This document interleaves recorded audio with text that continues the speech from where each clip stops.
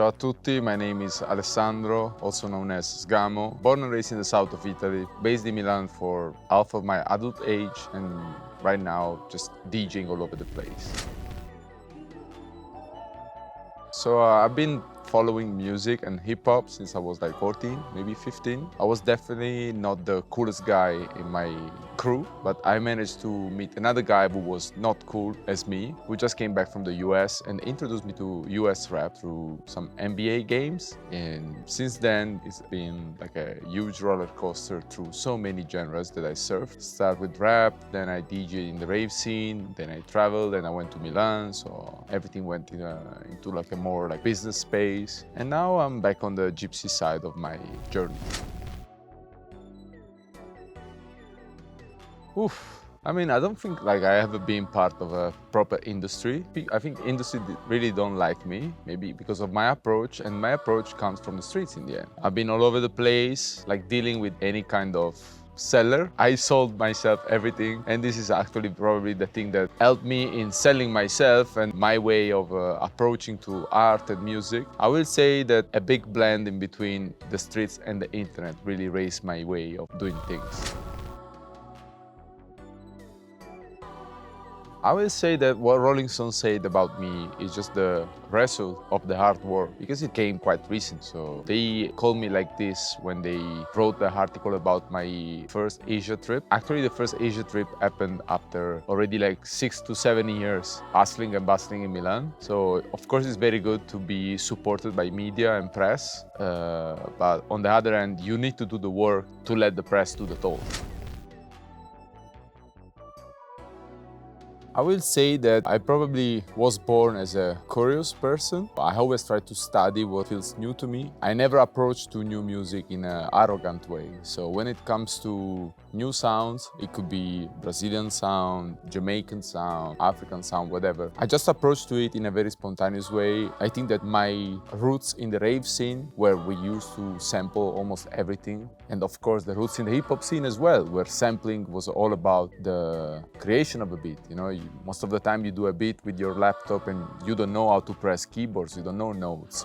You just sample something and you put it on the sequencer and you make something happen. And so far, I think that those both influences in my early days are actually what, combined with my genuine curiosity in exploring new sounds and new culture, creates what is my actual set right now. I would like to say that, first of all, when I'm DJing, it's never a concert. Most of the time, it's a gathering of people that wants to have fun. Of course, my approach now is really intentional, and it says, okay, I learned this. I would love to provide you what I learned through music. And of course, I like the idea that merging cultures can bridge different people and unite them together. But also, the major purpose is just to let people have fun. That's my language, how to make them have fun. And one step at a time, I think that we will be able to give people more what we want, because thanks to the internet, it's easier to connect through so many things. Even if you don't study, you just bump on something new every day because of social media scrolling or whatever. So my purpose is just to let people feel themselves through something that they actually don't know, but they will probably know through your set, and then somehow feel more comfortable with it, scrolling through the internet and traveling and whatever.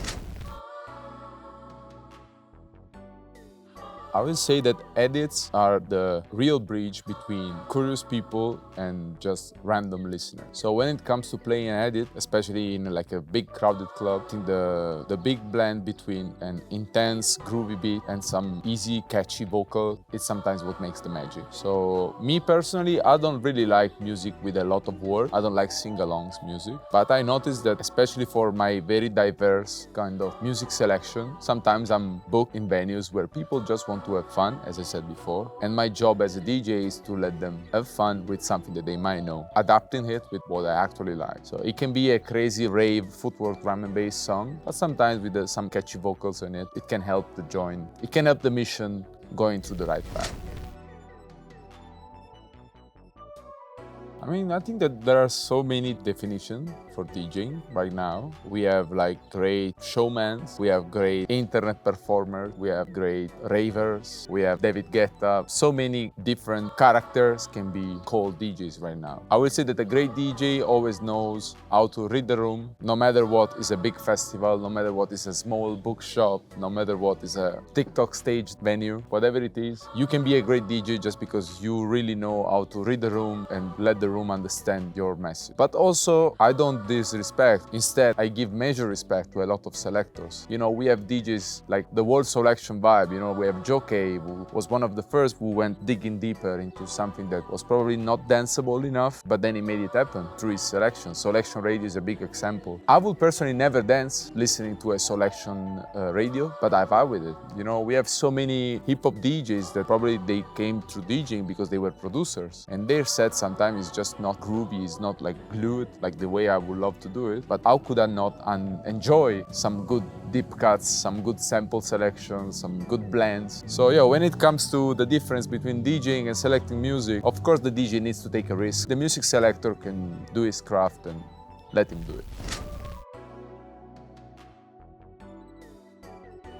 I will say this all belongs to when I went to Brazil the first time, and I was in Rio de Janeiro, and I had the chance to enjoy this rave, this baile, by this group called Baile do Santo Amaro. It's a trilogy of DJing, and they are one of the most influential sound system in Rio de Janeiro. And when I was there, like this huge self-constructed sound system, tons of people, and no one in the DJ booth was actually using DJ equipment. And this thing really blew my mind because, you know, I grew up in Italy, I grew up in south of Italy. I was already born in the digital era, and all those vinyl DJs, they were really gatekeeping the scene. They were like, oh, you're not playing vinyl, you're not a real DJ, you don't know how long it's gonna be to get to the real path of being a real DJ. And then I went to Brazil and I saw no one was actually DJing with DJ equipment, and they were influencing the whole world. I mean, baile funk is everywhere right now, and it comes from there. So that's what really blew my mind, and it changed my way of my approach on how to treat other DJs. So God bless those random DJs that just pop up and they start to DJ because they love music. Because right now we don't need expensive equipment to start a DJ journey. And probably all those DJs, like shout out to them, who just started and they don't need to use all those fancy equipment, they can build something new. So my purpose is just to go somewhere where people maybe don't have the comfort, the self-comfort to say, hey, I can do something, because maybe they come from, let's say, not really well-aged places, just to let them feel themselves and just to build something real through their heritage without feeling the pressure of, oh, we're not in the right spot, because everything can happen right now. Nowadays, you can just post your video, you selecting your music on your laptop in the nature, and your video can go viral. And if you respect your heritage and you don't follow the trends, you will be the first one doing something unique that will take you places.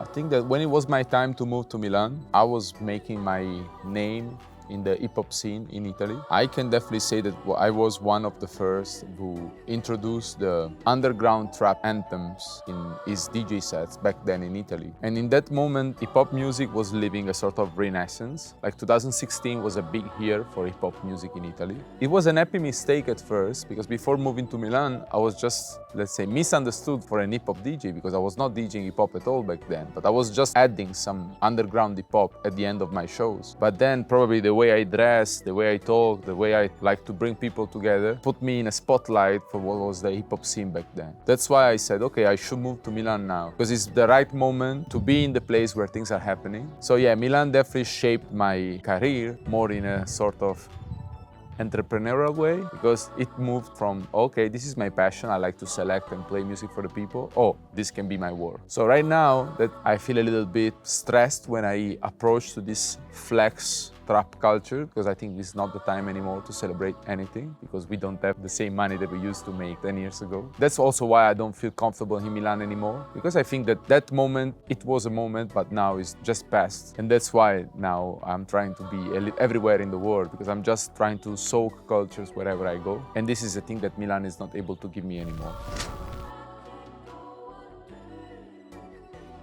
I feel like it's all about a mix of traveling, breathing the air of new places, and spending a good amount of time on the internet. Sometimes, you can just wake up like I did today, and you can randomly bump on the Insta story of a DJ that you like, and maybe he suggests a song, and then you open your Spotify, and then your Spotify random radio through that song can bring you to another song, and then maybe you start to check the DJ that made the song that you randomly discovered, and maybe you are already connected to him through 10 people that you know already because you are in the scene. And then you see another video, and then you see, oh, this DJ is playing in this city, I'm gonna be in this city in 10 days. Okay, let me text him. And then you go to a new rave and you listen to new music. And of course, if you stay put in your home place, it will be tough to brief new sounds and try to interpolate that into your language. But if you stay active, if you travel and you check the internet, you have already a good recipe to make a good soup. Oh wow, that's a good one. I think one of the best right now that I ever played with is Laria from Vietnam. He's such a good producer, such a good DJ. He's just really, really good in doing everything, so I definitely recommend anyone to check him. Then it's tough to pick 1, 2, or 3 of them. Another very good one that I met in Indonesia is Agnever. His edits are booming all over the world. You can listen his music. He got big cosign from Chris Brown, Joe K, and his edits have been playing worldwide. But he's still never toured. It's not easy for a Southeast Asian DJ to get visas and travel the world. So I really recommend to follow him. Who else? I will never stop to shout out Jaro Vandal, because in the end, he really opened my mind, and calling him a friend is a crazy thing now, and he always supports my ideas. We also made a track together, and we sampled a Filipino dance song from one of my favorite DJs as well, who's called DJ Love. You should check him maybe. I'm giving another name, he's called DJ Babater. He's from Venezuela. He's the guy who invented the Raptor House, which is a very up-tempo kind of house, 140 BPM, 145 sometimes. He's 45 years old, and he's doing his first worldwide tour this year, and it's crazy, he never stopped DJing, he never stopped producing for his own community till now that he's 45 and he's being co-signed by the biggest festival, the biggest brands. It's such a big inspiration. Yeah, last but not least, big up Bianca Oblivion. I was digging through her Bandcamp selection when I started DJing 15 years ago, and seeing what she's earning now, collaborating with so many good producers, touring all over the world, is really inspiring. So yeah, all those big names, go check them. So I will say that, of course, I'm a big fan of small venues, hopefully with dark lights, people who want just to have the biggest fun. But Paris Fashion Week is a nice environment because you have people from all over the world. And of course, it's a bit staged. You have people who just want to flex and brag. Oh, I'm there, I'm cool, they invited me. But it's still a massive crowd from people from all over the world. And sometimes you can spin the right song in front of the right person, and that thing can open you some doors. So I will say that the balance is the key. Maybe some good gigs in some good spots can help you enjoying the most also the other kind of shows. I will take the rave, muddy, dark places, but I will try to not skip the fancy ones. Last year when I was in New York, I was booked in the Bronx by Dos Flacos, and that was such a fulfilling moment. First of all, we all know the Bronx is the nest of so much music. I was there, and I can be tan, I can be Southeast European, I can have some random roots somewhere in the, Middle East, whatever, but I'm still a white dude, I'm a white-ass dude. And going there, and as a profano, we say in Italy, as a white dude in this Latino black crowd, they were all looking at me like, this guy is not able to do anything here. Why? He doesn't belong to this space. And then song after song, we really merged into each other. And then the end of the show, they just asked me to keep playing. So, I had a little rest moment, and then I kept playing, and then back to back with the host, and the crowd went nuts. We stay awake till 7 a.m., DJing, playing, meeting the days after. We're still in touch with all the guys. I followed any of the people in the crowd who came to meet me. And that was such a fulfilling moment because I felt connected with a crowd of people who actually are raised in the place where the music that I love was raised. So I've been understood by people who really know what I was doing, and that was such a good moment. I always say that probably at some point I will start to play house music. I think that house music has an immortal vibe, an immortal groove. If you play it with respect and you know where it belongs, with all its black roots in Chicago, you will definitely be able to explore something that all those subgenres that we all playing probably will never be able to arrive, I will say. Because there is a reason if this thing is really multicultural, everybody loves it. So far I feel like there will be a moment where of course I will still keep playing whatever I like, but I will like to spend a little bit of my time to craft like good house music sets. And I'm sure I'm gonna have fun. But this is gonna happen in 10 years at least. Man, I have a mission. I have to spread worldwide what I'm learning day by day. And also we have so many good DJs playing house music already, so let them do the work. I can study from them, and then maybe if I feel like just start. Based on what we saw yesterday, I loved to play with a crowd of guys that were not like kids. So it was a very cozy, intimate feeling. I love the vibe of your local community. Of course, I would love to experience more like a deep club session. Of course, what we had here, like back then, was such a deep connection with anyone. It was very, as I said before, intentional, very spontaneous. So I feel like Kosovo, I feel a strong bond with here. Like the Balkans in general. You know, I was born in the south of Italy, so I was always looking at the window and my mom was always like, you know, we can see Albania from the window. And I was like, you playing with me. This is not Albania. This must be somewhere. No, this is Albania. So I feel like we are more connected than what they say about us. Yesterday, you know, I was also talking with people in the marketing who work with you, and I connected with a guy from Croatia. So I really feel that Kosovo, Puglia, Croatia, whatever, we can just flip the script and enjoy the vibe. That's the whole purpose of the workshop that I'm bringing globally now. I would say just be true to your roots, be true to your heritage. If there is a song that your family listen every day, start from that. Just don't feel the urge of looking for something that is trending just because you want to open something that's already existing. If you feel like you need to express yourself through something that is already exists, of course there is no problem, you can do it. But just be true to yourself and put yourself out. Right now we have so many tools, you know, like we have so many DJs that I never seen in person, but they do crazy numbers on YouTube. And probably those DJs will be traveling the world soon as they understand the potential of their exposure, their visibility. So far, my only recommendation is just put yourself out. And if you have something that you think it's valid and you can add something to the table, just reach out to someone who probably missed what you have. You have the numbers, he has the quality, boom. Connect. Quality and number will bring you somewhere. Don't be afraid of network. Just believe in what you're doing enough to don't be scared about reaching out to people, putting your name outside, and build your brand. 15 years ago was kind of different from now. All those things that I just said to those guys, those virtual guys, I will say the same things to me. I will say maybe try to enjoy your moments more. Try to find the balance between marketing yourself while living your life. Because I think that I spent so many years just getting lost in the sauce without noticing that I had the sauce. Young Sgamo is a long story, man. I barely went to school, you know, I had so many issues with family, friends, like money, whatever. So I would just say to Young Sgamo, just push in what you believe and enjoy the ride. What's next? I'm flying New York tomorrow, so it's gonna be a long travel. So yeah, I'm starting this whole crazy Atlantic to Pacific route. So I want to head back to the Philippines where I really felt good. It was a place where I was breathing good air.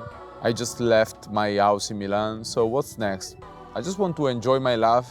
I want to enjoy my life more while I probably need to build like a bigger brand online. Maybe living in a place that doesn't stress me that much, like Italy, with less pressure. It would be helpful for me to just having a laid-back lifestyle, and while I'm not chilling, working on this digital persona, I will say. I have so many videos now on YouTube, like good shows, Kipash, AD, good radios. As I said before, I saw so many DJs just randomly popping up because they posted some clips. I think that if we cut like clips from my sets on YouTube, we probably have 500 clips I don't know, maybe I have to start doing it like that. This is the new way of communicating. What feels like very spontaneous to me is what people want to see now. So maybe I just have to put these things out and see what's going on. A big smile, first of all. I think that I want people to go home smiling, and if they feel like losing themselves to something that will help them to enjoy the journey more, I would be happy to see them just being themselves. I don't know, maybe they Shazam some song, maybe they met a partner. I just want them to be happy at the end of the show, because there is so much shit going on right now. Music, like my job right now is just to make people happy for a little while. If I can do it through music, I'm already super happy, you know, like the moment where I craft the music and on my laptop, wherever I am, is already very fulfilling. So if I can just transfer a little bit of this happiness to people who came to the club, I'm good with it.